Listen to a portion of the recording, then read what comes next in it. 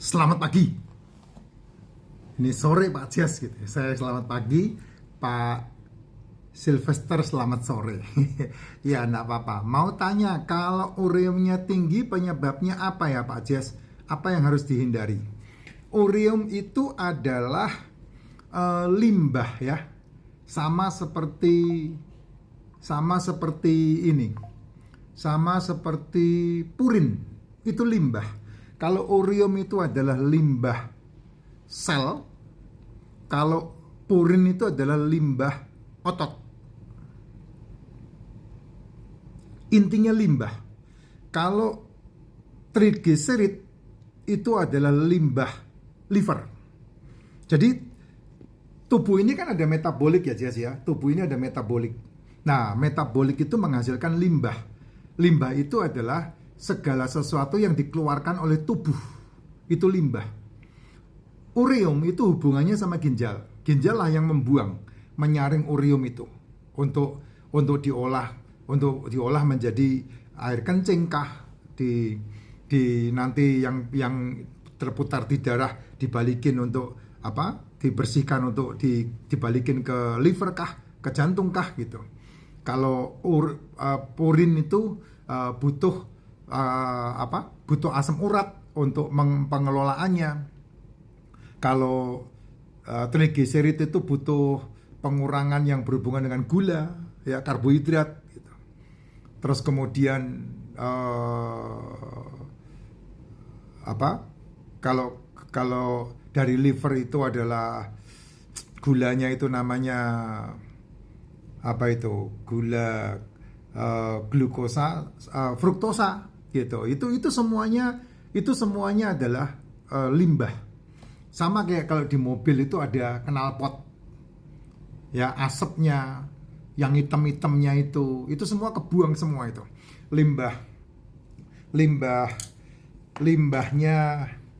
Limbahnya karbon dioksida yang dibawa sama HDL itu dibuang melalui paru-paru, nafas.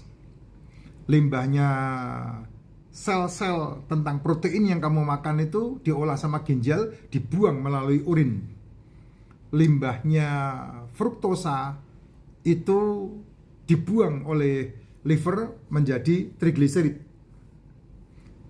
Terus kemudian limbahnya otot dibuang menjadi purin yang kemudian diolah oleh asam urat itu, di blend sama asam urat itu. Limbahnya pencernaan itu menjadi TAI. Nah, itu semuanya ada di dalam tubuhmu. Sebetulnya kita tidak perlu risau. Semua yang menjadi limbah hasil metabolik tubuh kita tidak perlu risau. Yang perlu kamu risaukan adalah asupan yang perlu kamu risaukan. Itu sebabnya kalau kamu membentuk pola makan di dalam tubuhmu seperti yang selalu saya katakan setiap hari, maka kamu tidak perlu risau dengan limbah itu. Kamu tidak perlu risau dengan ureum, kamu tidak perlu risau dengan purin, kamu tidak perlu risau dengan asam urat, kamu tidak perlu risau dengan trigliserid, kamu tidak perlu risau dengan BAB-mu, kamu tidak perlu risau semua. Kenapa? Karena metabolikmu kamu atur. Metabolikmu kamu kendalikan. Dengan cara apa? Dengan cara makan dan tidak makan. Kalau minum harus. Kamu minum satu hari mau 100 gelas, tidak ada masalah kalau kamu mampu. Tubuh manusia ini butuh minum satu hari kan sekitar 8 liter sampai 12 liter. Itu tubuh manusia. Saya satu hari minum berapa? Kecuali memang dalam acara ya, dalam pekerjaan ya, yang tidak bisa terus minum ya. Kayak hari ini saya di dalam ruangan meeting untuk meeting bersama dengan teman-teman itu tidak minum. Terus kemudian tadi selesai baru minum. Dan kemudian baru menjalani aktivitas gitu. Nah, yang paling enak untuk mengelola, memperbaiki fungsi metabolikmu karena udah kedaluarsa dari semenjak kecil ya, dari semenjak kamu dalam kandungan ibu kan, kita udah metaboliknya udah dirusak sama ibu kita. Dengan cara ibu kita ngidam itu justru malah mempengaruhi metabolik kita dari semenjak kita di dalam kandungan. Apalagi ketika kita bayi, nggak pernah terkontrol dengan ASI, nggak pernah terkontrol dengan empasinya, nggak pernah terkontrol dengan makanan sehatnya, sehingga kebawa. Dan yang namanya metabolik itu membutuhkan waktu 3, 5, 10, 15, 20 tahun baru kamu berasa. Makanya banyak orang yang bermasalah dengan metabolik itu mak benduduk. Apa itu Pak mak benduduk? Tahu-tahu sekonyong-konyong, ya, sekejap. Kemarin enggak apa-apa kok sekarang. Nah, kayak begitu. Contoh kayak orang kena jantung. Kemarin lo masih main catur sama saya. Kemarin lo masih lari pagi sama saya. Hari ini udah innalillahi.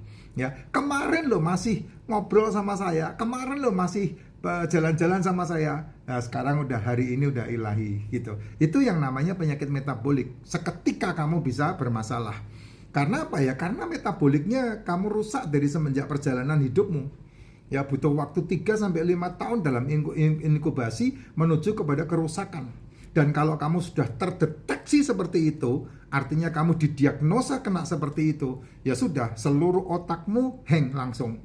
Contoh kayak sekarang ini saya di plat L. Kemarin dalam perjalanan, istri saya ketemu dengan salah seorang WA, dan kemudian tidak ada masalah. Sehat-sehat aja. Di dalam WA itu, dia iseng karena mendapatkan SMS untuk cek kesehatan gratis. Padahal bertahun-tahun tidak ada masalah. Dan dia telepon sama istri saya juga nggak ada masalah.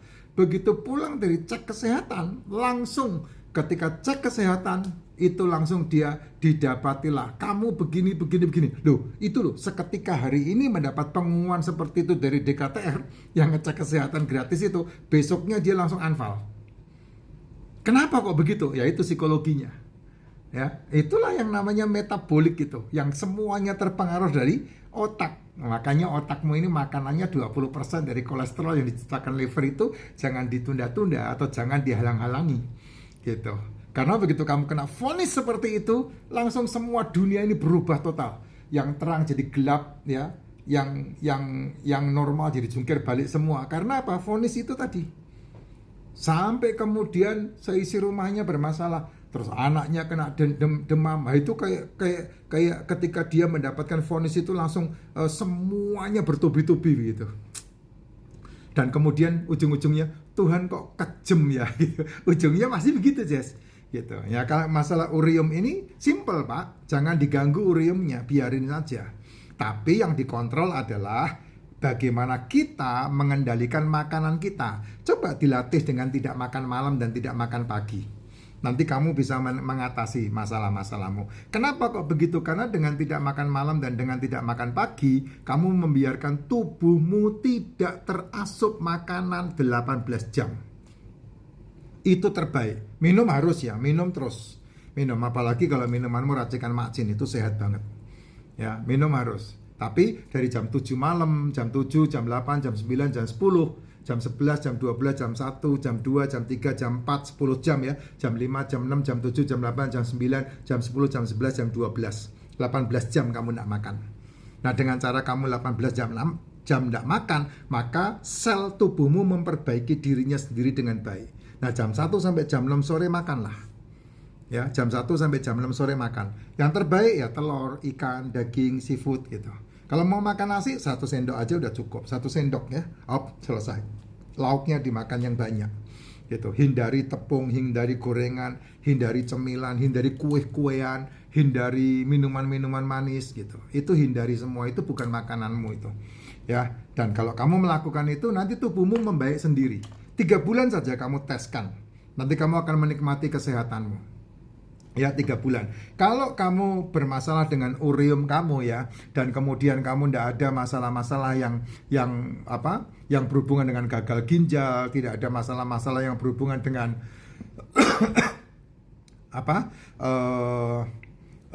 cuci darah, ya tidak ada masalah. Ya, itu hanya kelebihan protein mungkin yang tidak terolah, atau kelebihan protein yang memang itu terdeteksi gitu. Ya kayak saya setiap hari makan daging aja nggak ada masalah. Ya buat ginjal saya nggak ada masalah. Gitu.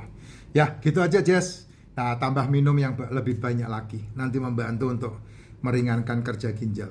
Gitu. Ya, jos.